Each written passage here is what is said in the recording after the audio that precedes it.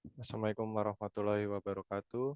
Saya akan mempresentasikan proposal saya tentang pengaruh e-learning terhadap minat belajar mahasiswa informatika di UPNVJ saat pandemi. Disusun oleh saya sendiri, Leandro Ervino Ilham, dengan NIM 211051154, jurusan Informatika Universitas UPN Veteran Jakarta.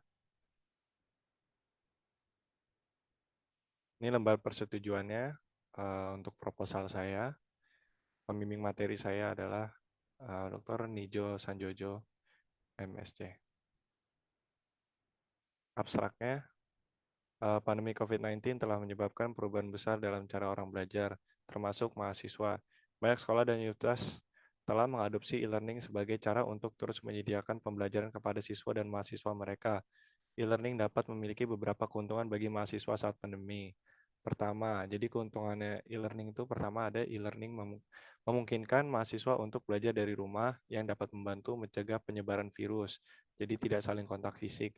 Kedua, e-learning dapat membantu mahasiswa tetap berhubung dengan materi pembelajaran dan guru membantu mereka terus belajar dan berkembang. Ketiga, e-learning dapat memberikan fleksibilitas waktu yang lebih besar bagi mahasiswa sehingga mereka dapat belajar kapan saja dan di mana saja yang mereka inginkan. Namun, e-learning juga dapat menimbulkan beberapa tantangan bagi mahasiswa saat pandemi. Jadi e-learning juga ada kerugiannya, bukan keuntungannya saja. Jadi pertama ada mahasiswa yang mungkin memiliki keterbatasan akses ke teknologi atau jaringan internet yang stabil, yang memberikan dampak nge-lag saat e-learning.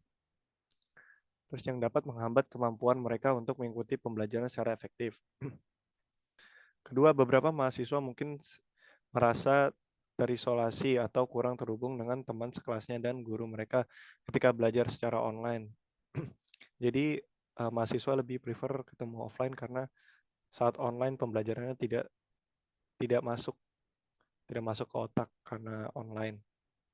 Ketiga, ada mahasiswa yang mungkin mengalami kesulitan belajar secara online karena mereka lebih suka belajar secara langsung dengan guru dan teman sekelas. Jadi secara keseluruhan e-learning dapat membantu mahasiswa terus belajar dan berkembang saat pandemi ini. Salah satunya caranya adalah e-learning untuk pembelajaran. Tapi juga dapat menimbulkan tantangan tersendiri bagi beberapa mahasiswa. Ini daftar isi untuk bab 1, bab 2, bab 3, daftar pustaka. Ini ada daftar bagannya. Jadi bab 1 pendahuluan ada latar belakangnya. Jadi munculnya e-learning ini saat pandemi itu karena COVID-19 ya, menyebabkan semua sekolahnya penyebaran virus. Jadi mau tidak mau kita tidak boleh memiliki kontak fisik. Jadi kita harus social distancing dan adalah ini fasilitas e-learning untuk tidak melakukan kontak fisik dan masih belajar secara normal tetapi tidak melakukan kontak fisik. Jadi tidak offline, secara online, secara daring, secara di rumah aja, WFA, work from home, dan secara Zoom atau virtual meeting yang lain.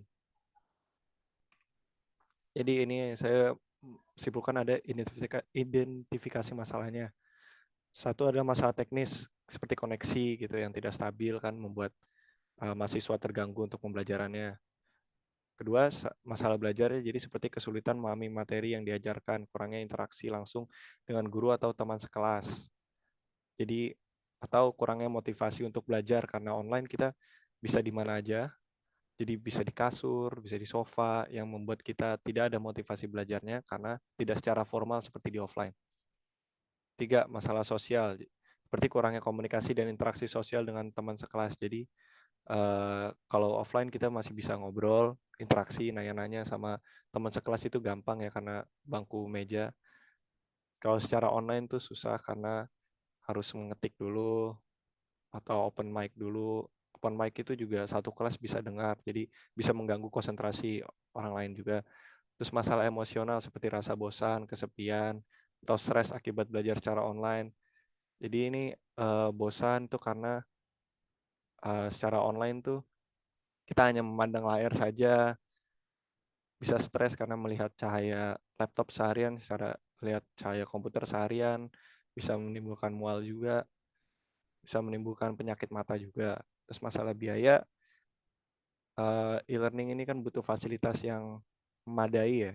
Jadi yang tidak bisa memadai tidak bisa mengikuti e-learning atau akan terhambat. Jadi bakal sering-sering nge-lag-lagan atau putus-putus jaringan, atau bahkan tidak bisa masuk karena device-nya tidak memadai. Jadi ada batasan masalahnya ini. Jadi salah satu batasan masalah e-learning pada saat pandemi bagi mahasiswa adalah e-learning tidak dapat menjadi satu-satunya solusi untuk mengatasi masalah belajar mahasiswa saat pandemi. E-learning hanya dapat memberikan solusi tambahan untuk membantu mahasiswa dalam mengikuti proses belajar tanpa perlu berhadapan langsung dengan guru atau teman sekelas. Jadi yang rumusan yang saya bisa dapat adalah bagaimana pengaruh penggunaan e-learning terhadap hasil minat belajar mahasiswa informatika saat pandemi. Lalu tujuan saya membuat penelitian ini adalah untuk mengetahui pengaruh. Jadi apa pengaruhnya e-learning terhadap minat belajar mahasiswa informatika saat pandemi ini. Jadi bab 2 ini ada tinjauan pustaka. Poin pertama ada studi literatur. Jadi saya akan ini ada teori-teori pengertian pengaruh ya. Jadi sesuai judul saya adalah pengaruh e-learning terhadap minat belajar mahasiswa informatika saat pandemi. Jadi ini ada pengertian pengaruh, lalu ada minat belajar, ada pengertiannya minat, lalu ada pengertian belajarnya juga. Setelah itu ada teori belajar, yang dimana teori belajar ada teori kognitif, teori behavioristik, teori humanistik, sama teori konstruktivisme. Di mana ada tahapan belajar juga yang mana mempunyai poin-poin. Ada poin tahapan orientasi, tahapan konseptualisasi, tahapan aktualisasi, dan tahapan generalisasi.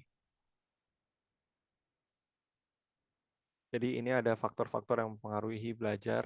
Di poin ini ada dalam poin lagi. Ada faktor yang mempengaruhi yang pertama itu ada motivasi, kemampuan awal, lalu ada metode belajar, keempat ada lingkungan belajar, lalu ada dukungan dari orang lain. Ini faktor yang mempengaruhi belajar. Ada pengertian minat belajar. Secara teorinya, fungsi minat belajar itu bisa memotivasi seseorang untuk belajar, bisa membantu seseorang memilih bidang studi atau profesi, lalu bisa meningkatkan hasil belajar, menjadi lebih pintar atau menjadi lebih buruk, lalu membantu seseorang mengembangkan kemampuan dan bakat.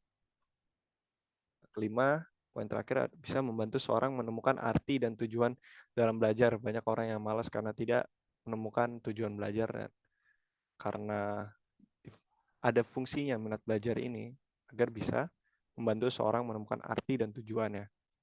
Aspek-aspeknya minat belajar, kepuasan terhadap diri sendiri.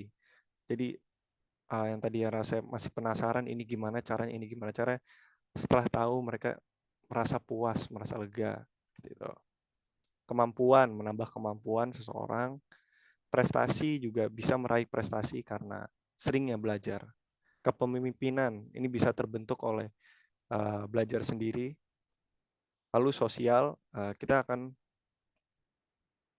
sosial ini kemampuan seorang yang dalam berkomunikasi dan bekerja sama dengan orang lain dalam bidang yang dipilih. Jadi gampang untuk berkomunikasi kalau seringnya belajar, banyak linknya juga gitu.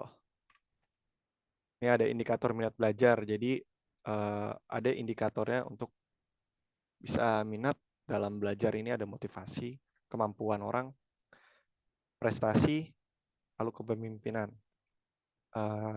Saya juga membahas teori tentang e-learning. Di sini ada pengertiannya e-learning. Adalah metode pembelajaran yang menggunakan teknologi informasi dan komunikasi TIK. Lalu fungsinya e-learning itu untuk membantu meningkatkan akses terhadap pendidikan. 2, membantu meningkatkan fleksibilitas dalam belajar. Lalu ketiga ada poin pemanfaatan e-learning untuk pembelajaran. Jadi pemanfaatannya itu banyak ya, ada meningkatkan akses terhadap pendidikan, meningkatkan fleksibilitas dalam belajar, lalu ada meningkatkan interaksi dan komunikasi saat belajar. Lalu ini ada kelebihan e-learning. Jadi e-learning ini mempunyai kelebihan dan kekurangan. Kelebihannya itu adalah meningkatkan akses terhadap pendidikan bagi siswa yang berada di daerah terpencil. Lalu bisa membantu meningkatkan fleksibilitas, membantu meningkatkan interaksi dan komunikasi antara guru dan siswa, membantu meningkatkan efektivitas dan efisiensi dalam belajar. Lalu kita bisa kelebihannya juga bisa membantu meningkatkan kualitas dan kuantitas belajar. Lalu di dalam kelebihan itu pasti selalu ada kekurangannya. Jadi kekurangan e-learning adalah dibutuhkan koneksi internet yang stabil agar tidak ada hambatan. Jadi itu juga perlu ya. Terbatasnya interaksi langsung antara guru dan siswa karena ada durasinya. Jadi setelah kita e-learning, kita harus nge-WA dosen. Kalau di offline kita bisa langsung ke ruangan dosennya gitu. Jadi ketergantungan terhadap teknologi informasi dan komunikasi karena emang kita e-learning ini bergantung sekali dengan TK, kita mau nggak mau harus juga bergantung dengan TK. Terbatasnya pilihan materi pelajaran dan metode pembelajaran.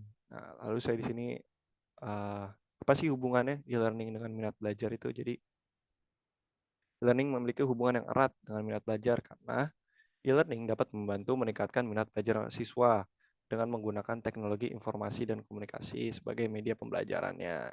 Tuh. Terus ini ada pengaruh e-learning terhadap minat belajar. Pengaruhnya ini, minat belajar seorang dengan cara memberikan akses kepada materi pelajaran yang mudah diakses dan dapat diakses kapan saja dan di mana saja. Dengan ada e-learning, siswa dapat belajar sesuai dengan kecepatan mereka sendiri sehingga dapat meningkatkan minat belajar mereka. Jadi pengaruhnya ini bisa meningkatkan minat belajar mereka. Lalu ini ada teori tentang pandemi. Pengertian pandemi ini, di pengertiannya itu suatu keadaan di mana suatu penyakit menular, contohnya influenza atau COVID-19. Jadi hubungannya e-learning dengan pandemi ini apa ya? Jadi e-learning ini sangat dibutuhkan saat kita lagi pandemi ini atau lagi new normal ini. Karena salah satu pembelajarannya adalah melewati e-learning ini. Jadi pengaruhnya e-learning itu saat pandemi ini sangat berpengaruh untuk kita ya. Karena ini salah satu metode pembelajaran kita selama pandemi. Jadi manfaatnya ini adalah bisa membantu siswa tetap belajar, mengurangi resiko penularan penyakit karena social distancing kan, membantu guru dan sekolah menyesuaikan diri dengan situasi, membantu mengurangi beban biaya lagi sekolah, jadi SPP turun karena kita hanya di rumah tidak menggunakan fasilitas sekolah, terus memungkinkan siswa belajar secara fleksibel, jadi bisa di mana aja. Membantu meningkatkan keterampilan siswa dalam menggunakan teknologi, jadi juga ikut berbaur dengan TIK-nya. Ini efektivitas e-learning saat pandemi.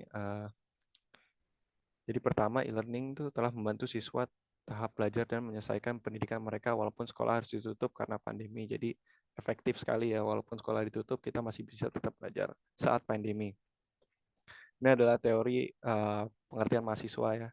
Mahasiswa itu adalah seorang yang sedang mengikuti pendidikan perguruan tinggi baik tingkat sarjana maupun pasca sarjana. Hubungannya mahasiswa dengan e-learning seperti tadi, mahasiswa menggunakan e-learning saat di pandemi, menggunakan daring. Jadi itu adalah metode pembelajarannya yang kita terapkan selama kita pandemi. Jadi pengaruh e-learning terhadap mahasiswa ini saat pandemi, mahasiswa bisa belajar secara teratur dan konsisten, terus juga bisa menyediakan materi pembelajaran yang lebih lengkap dan up to date, bisa diupdate juga materi pembelajarannya, lalu bisa mempermudah mahasiswa untuk belajar secara mandiri dan menyesuaikan kecepatan dan kedalaman belajar, membantu mahasiswa mempertahankan hubungan interpersonal yang baik dengan guru dan teman sekelas. Lalu pengertian informatika. Informatika itu di mana ilmu yang mempelajari tentang teori, metode, dan teknologi pengolahan informasi. Ini ada poin-poinnya, jadi teknologi informasi itu apa, sistem informasi itu apa, ilmu komputasi itu apa. Jadi lalu ada poin B ini ya, kerangka berpikir. Jadi kerangka berpikir untuk e-learning dengan minat belajar menekankan pentingnya mengembangkan minat belajar siswa dalam proses pembelajaran daring ini atau pembelajaran work from home gini ya. Jadi metode pembelajaran yang inovatif serta membuat lingkungan belajar yang mendukung untuk meningkatkan minat belajar siswa.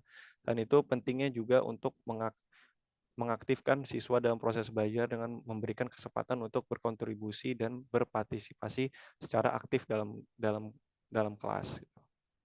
Dengan demikian kerangka berpikir untuk e-learning dan minat belajar pentingnya pentingnya menciptakan lingkungan belajar yang kondusif untuk mengembangkan minat belajar siswa gitu. Maka berpikir dalam penelitian ini digambarkan sebagai berikut. Ini adalah bagan atau gambar kerangka berpikir yang saya buat. Jadi e-learning atau secara work from home, belajar secara tidak kontak fisik itu bisa meningkatkan minat belajar seseorang karena adanya e-learning tersebut. Jadi di hipotesis penelitian ini saya menemukan poin-poin. Jadi poin pertama itu e-learning akan meningkatkan minat belajar siswa. Siswa yang mengikuti pembelajaran melalui e-learning akan memiliki tingkat keberhasilan belajar yang lebih tinggi. Ketiga, siswa yang memiliki akses yang lebih baik terhadap teknologi informasi akan lebih tertarik untuk belajar melalui e-learning karena menggunakan TK. E-learning akan lebih efektif dan dalam meningkatkan minat belajar siswa jika dilakukan secara teratur dan rutin. Ini kita akan lanjut ke bab 3, metodologi penelitian. Jadi jenis penelitian yang saya gunakan adalah kuantitatif. Lalu teknik penelitiannya adalah tujuannya itu hipotesis penelitian. Tujuan penelitian adalah mengetahui pengaruh e-learning. Jadi tujuannya untuk mengetahui pengaruh e-learning. Lalu saya akan membuatkan kuesioner ya. Jadi teknik saya yang menggunakan kuesioner. Contohnya, apakah Anda menggunakan e-learning untuk belajar di saat pandemi gitu. Lalu soal selanjutnya contohnya seberapa sering Anda menggunakan e-learning untuk belajar, bagaimana hasil belajar Anda setelah menggunakan e-learning dan lain-lain. 3. Tentukan jumlah sampel dan cara pengambilan sampel. Jadi tentukan sampelnya ini ada di poin sampel penelitian ini. Jadi sampel penelitian pengaruh e-learning terhadap mahasiswa ini saya menggunakan random sampling. Setelah itu distribusikan kuesioner, akan saya analisis data kuesioner yang telah dikumpulkan, lalu membuat laporan penelitian dari hasil analisis data itu. Jadi setelah semua hasilnya sudah, saya akan analisis data, interpretasi hasil, dan kesimpulan dari penelitian saya. Lalu tempat dan waktu penelitian. Penelitian akan dilaksanakan di Universitas UPN Veteran Jakarta, Fakultas Ilmu Komputer, karena saya akan melakukan penelitian terhadap mahasiswa informatika. Waktu penelitiannya akan dilakukan atau dilaksanakan pada 1 Desember 2022 hingga 1 Januari 2023. Jadi waktu penelitiannya akan berlangsung selama 1 bulan. Jadi ini ada sampel penelitiannya yang dimana saya akan menggunakan random sampling ya. Jadi misalnya jika populasi ada seluruh mahasiswa informatika di suatu universitas atau Universitas UPN Veteran Jakarta, maka sampel dapat diambil dengan mengacak 100 mahasiswa dari seluruh mahasiswa informatika PNVJ. Lalu populasi penelitiannya ini adalah populasi penelitian pengaruh e-learning terhadap mahasiswa informatika di UPNVJ saat pandemi adalah seluruh mahasiswa informatika UPNVJ menggunakan e-learning selama pandemi. Populasi ini terdiri dari mahasiswa informatika yang mengambil mata kuliah yang menggunakan e-learning sebagai metode pembelajaran. Populasi ini hanya mahasiswa informatika yang mengambil mata kuliah tertentu yang menggunakan e-learning atau mahasiswa informatika. Jadi saya akan mengambil populasinya untuk mahasiswa informatika yang menggunakan e-learning saat pandemi ini. Lalu setelah ini ada daftar pustaka. Lalu setelah ini saya akan menaruh lampiran untuk link video YouTube ini. Terima kasih. Assalamualaikum warahmatullahi wabarakatuh.